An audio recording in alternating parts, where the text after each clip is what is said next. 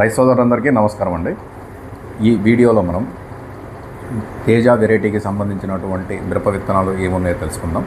మనకు తేజ మిరప విత్తనాలకు సంబంధించి కాయలు అనేవి సన్నగా, తర్వాత మంచి ఎరుపు రంగుతోటి, తర్వాత మనకు తెగుళ్ళను తట్టుకునేటివి అంటే వైరస్ తెగుళ్ళు, తర్వాత కాయమచ్చ, తర్వాత తాలుకాయలు రాకుండా ఇలాంటి ప్రత్యేకతలు ఉన్నటువంటి విత్తనాలను ఎన్నుకోవాల్సి ఉంటుంది. కాబట్టి వాటితో పాటుగా మనం మంచి దిగుబడి వచ్చే విత్తనాలు కూడా ఎంచుకోవాల్సి ఉంటుంది. కాబట్టి మనకు అవి మార్కెట్లో ఏమేమి అందుబాటులో ఉన్నాయో తెలుసుకుందామండి. దీంట్లో మొదటగా వచ్చేసి ఫస్ట్ మనం మైకో కంపెనీ వాళ్ళది యశస్విని అండి. ఈ యశస్విని అనేది మనకు చాలా సంవత్సరాలుగా మార్కెట్లో మంచి దిగుబడులను ఇచ్చి రైతులను ఆదుకుందన్నమాట.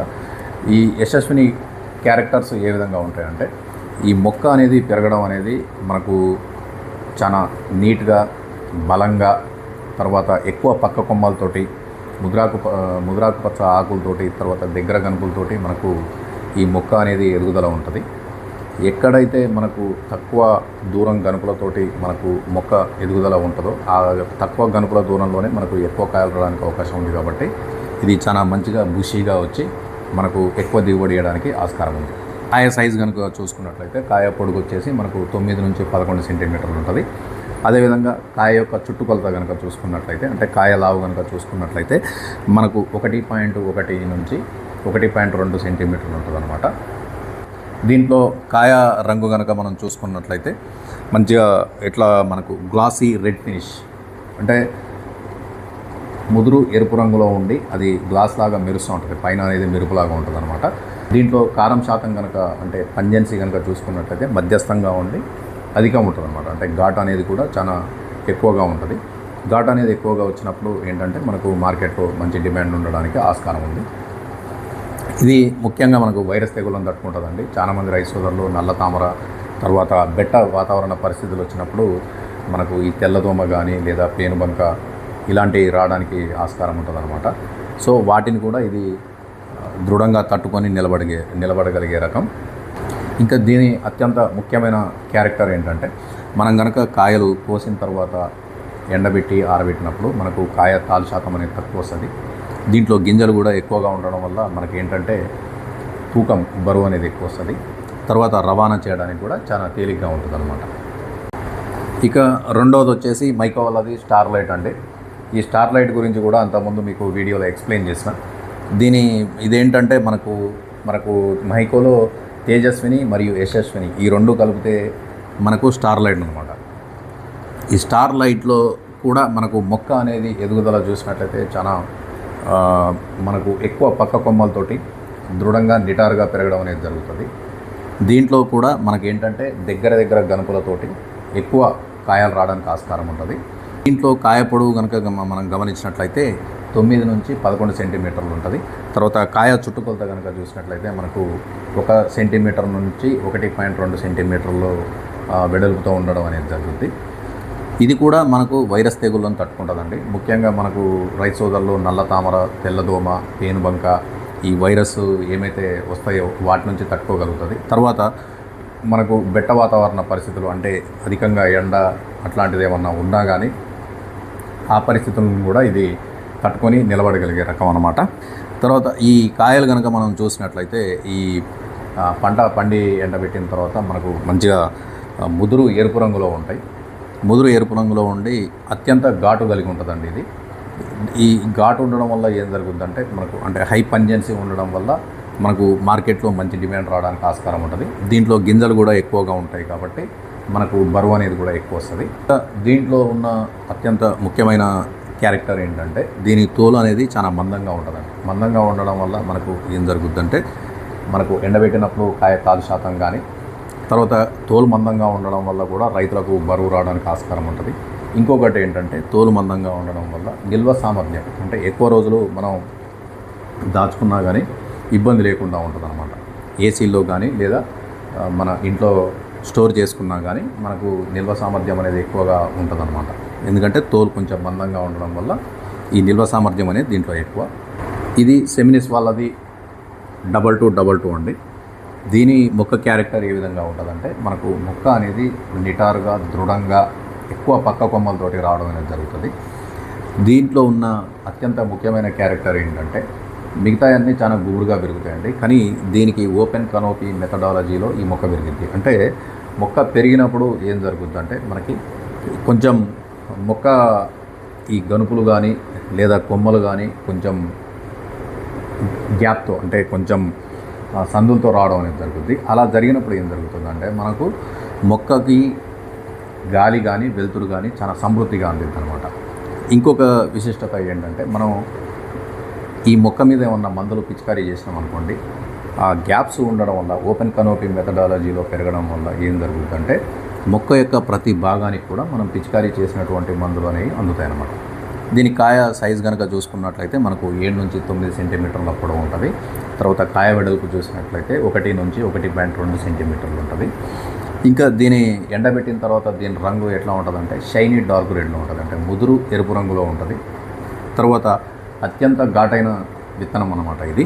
ఘాటు మిగతా విత్తనాలతో పోల్చుకుంటే దీంట్లో కారం ఘాటు అనేది, పంజెన్సీ అనేది చాలా ఎక్కువగా ఉంటుంది. తర్వాత ఇది కూడా తెగుళ్ళను తట్టుకోగలుగుతుందండి. మనకు ఇప్పుడు తెల్లదోమ కానీ, నల్ల తామర పురుగు కానీ, లేదా ఇంకా ఇతరత్ర వైరస్ అంటే పేనుబంక ద్వారా వైరస్లు అలాంటివి వస్తూ ఉంటాయి కాబట్టి ఈ వైరస్ తెగులను కూడా తట్టుకుంటుంది. తర్వాత మనం కనుక కాయను ఎండబెట్టిన తర్వాత తాలుకాయ రావడం అనేది చాలా తక్కువగా ఉంటుంది. గింజలు కూడా ఎక్కువగా ఉండడం వల్ల మనకు బరువు అనేది కూడా ఉంటుంది అన్నమాట. ఈ కాయ రంగు వచ్చేసి మనం షైనీ డార్క్ రెడ్ అంటే మెరుస్తూ ఉంటుందని చెప్పే కదండి. ఇది కాయ మెరవడం వల్ల మనకు ఏం జరుగుతుందంటే మనకు మార్కెట్లో మంచి ధర పలకడానికి అనుకూలంగా ఉండే రకం. ఈ బయోసీడ్ కంపెనీ వాళ్ళది యామిని అండి. ఇది కూడా మొక్క అనేది మనకు చాలా దృఢంగా, నిటారుగా, ఎక్కువ పక్క కొమ్మలతోటి, దగ్గర గనుపులతోటి పెరగడానికి అనుకూలంగా ఉన్న రకం అనమాట. ఇది వచ్చేసి మనకు దీంట్లో కాయ సైజ్ చూసినట్లయితే 9 నుంచి 11 సెంటీమీటర్లు ఉంటుంది. తర్వాత కాయ చుట్టుకొలత కనుక చూసినట్లయితే 1 నుంచి 1.2 సెంటీమీటర్లు ఉంటుంది. ఎండిన తర్వాత మనకు కాయలు ఏ విధంగా ఉంటాయంటే మనకు ఈ గ్లాసీ అట్రాక్టివ్ రెడ్ అంటే ముదురు ఎరుపు రంగులో ఉండి కాయ మెరుస్తూ ఉంటుంది అనమాట. దీంట్లో కూడా మనకు గింజలు కనుక చూసుకున్నట్లయితే చాలా ఎక్కువగా ఉంటాయి. గింజలు ఎక్కువగా ఉన్నట్లయితే మనకు బరువు ఎక్కువ రావడానికి అనుకూలంగా ఉంటుంది అన్నమాట. ఇంకా దీని గురించి ముఖ్యంగా చెప్పుకోవాల్సింది ఏంటంటే మనకు నల్ల తామర పురుగు వల్ల రైతులు చాలామంది గత 5-6 సంవత్సరాల నుంచి ఇబ్బందులకు గురవుతూ ఉన్నారు. ఇది నల్ల తామర పురుగును సమర్థవంతంగా తట్టుకునే రకం. వేరే విత్తనాలతో పోల్చినట్లయితే ఇది సమర్థవంతంగా తట్టుకోగలుగుతుంది. అదేవిధంగా వైరస్ తెగుళ్లకు చెందినటువంటి తెల్లదోమ కానీ, పేనుబంక కానీ ఏమైనా ఉన్నా కానీ వాటిని కూడా తట్టుకోగలుగుతుంది. ఇంకొకటి ఏంటంటే మనకు ఎప్పుడైతే ఈ సెప్టెంబరు లేదా అక్టోబర్ నెలలో బెట్ట వాతావరణ పరిస్థితులు ఉంటాయి చూసారా, అప్పుడు మొక్కలు కూడా చిన్నగా ఉంటాయి కాబట్టి ఆ బెట్ట వాతావరణ పరిస్థితులను కూడా ఇది తట్టుకోగలుగుతుంది.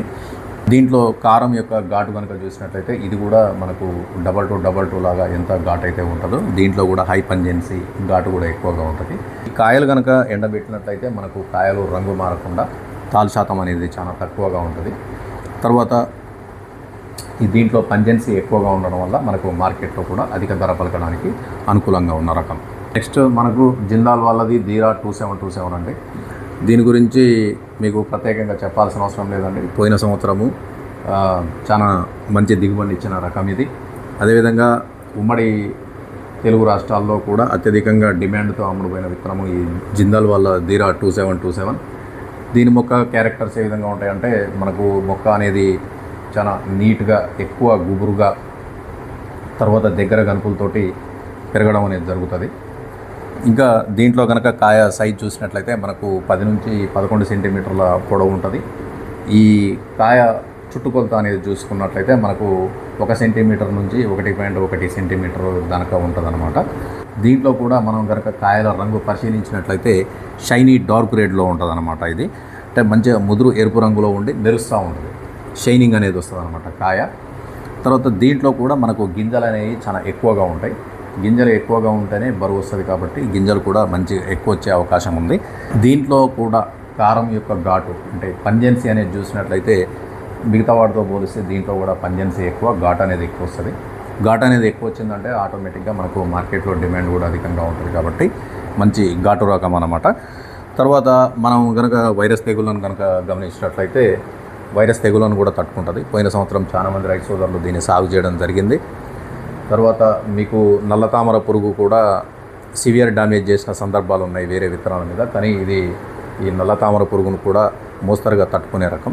ఇంకోటి ఏంటంటే మనకు వాతావరణంలో బెట్ట పరిస్థితులు ఏమన్నా ఏర్పడినప్పుడు కూడా ఇది తట్టుకొని నిలబడే రకం అనమాట. దీని కనుక కాయలు మనం ఎండబెట్టినప్పుడు కాయ తెలుపు రావడము లేదా తాలి శాతం రావడం లాంటివి కూడా చాలా తక్కువ.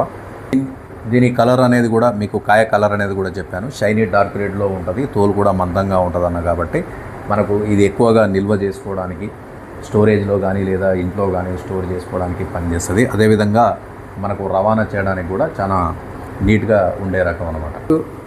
మేఘన సీడ్స్ వాళ్ళది భగవాన్ 2535 అండి. ఇది కూడా చాలా నీట్గా అంటే ఇప్పుడు చాలా రకాల తోటల్లో కూడా చూడటం జరిగింది. చాలా నీట్గా కాయ తాలి శాతం లేకుండా రావడం అనేది కూడా మనం గమనించాం చాలా వీడియోలలో.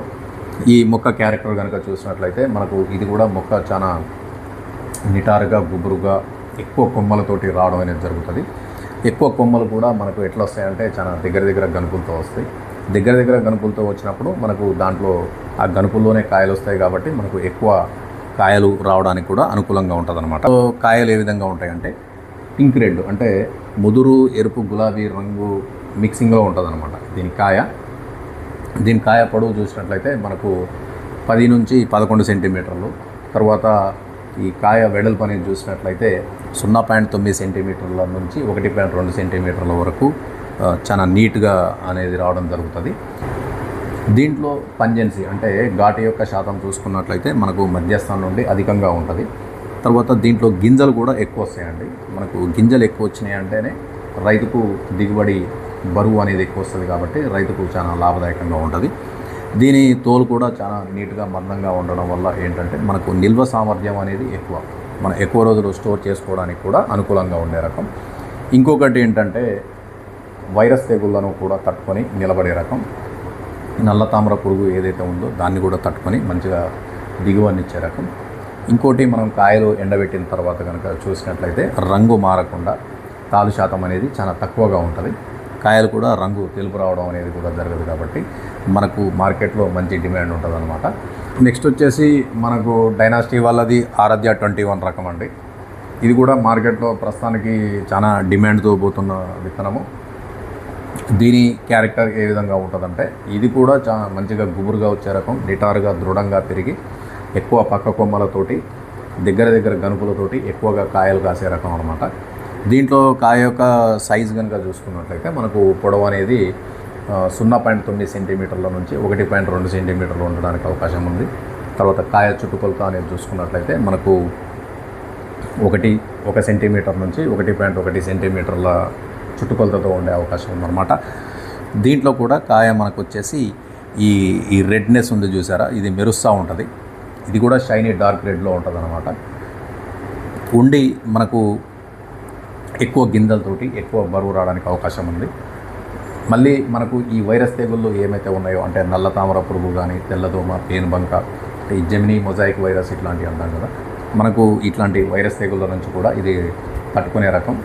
తర్వాత మళ్ళీ మనకు వాతావరణ పరిస్థితులు ఏమన్నా కఠినంగా ఉన్నా కానీ కఠిన వాతావరణ పరిస్థితులను కూడా తట్టుకుంటుంది. దీంట్లో కూడా ఈ పంజెన్సీ అంటే కారం యొక్క ఘాటు అనేది ఎక్కువ ఉంటుందండి. మిగతా వాటితో పోలిస్తే కూడా చాలా మంచి పంజెన్సీ అనేది రావడం జరుగుతుంది. దానివల్ల అంటే కారం యొక్క ఘాటు ఎక్కువ ఉన్నట్లయితే మనకు మార్కెట్లో మంచి డిమాండ్ ఉండడానికి అవకాశం ఉందన్నమాట. ఇది కూడా మనకు మంచి ఎక్కువ దిగుబడి ఇచ్చే రకం. దీన్ని కనుక మనం కాయలు ఎండబెట్టినప్పుడు తాలు శాతం కానీ లేదా కాయ తెలుపు రావడం కానీ ఇట్లాంటివి అనేవి చాలా తక్కువగా ఉంటాయి. తర్వాత మనకు ఈ తోలు కూడా కొంచెం మందంగానే ఉండడం వల్ల ఏం జరుగుతుందంటే మనం నిల్వ సామర్థ్యం అనేది ఎక్కువగా ఉంటుంది. తర్వాత రవాణా చేయడానికి కూడా చాలా తేలిగ్గా ఉంటుంది అన్నమాట. నిల్వ సామర్థ్యం అంటే మనం ఇంట్లో స్టోర్ చేసుకోవడానికి కానీ లేదా ఏసీలో స్టోర్ చేయడానికి కానీ మనకు ఎక్కువ రోజులు ఉన్న ఎటువంటి ఇబ్బందులు ఉండవు. సో మనకు విమల్ సీడ్స్ వాళ్ళది Aditri 2277 అంటే ఇది కూడా పోయిన సంవత్సరం చాలామంది రైతు సోదరులు సాగు చేయడం జరిగింది.